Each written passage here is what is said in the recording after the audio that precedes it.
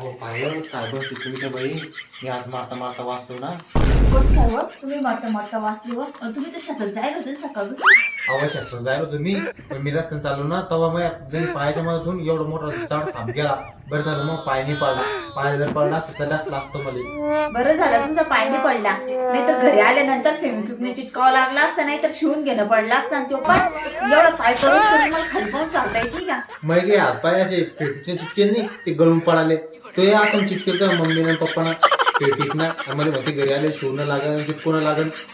अहो हा जो पाय आहे तिथे सापावर जर पडला असता तर रिकामा मध्ये असला असता जो असा उचलून पडला असता. तर सावरवाली खाली पाहून खाली पाहूनच चालत होतो ना. हे असं वाकडं तिकडे चालत होता तो वाकडं तिकडे चालत होता, मी सरळ चालत होतो. मी आम्ही सांगतो वाकडं तिकडे चालत असते. तुम्ही कुठे सरळ चालते रस्त्याने चालता वेळेस एखादी पोरगी दिसली तर अशी मान करून पाहिजे, अशी मान करून पाहिजे चालले सांगायला.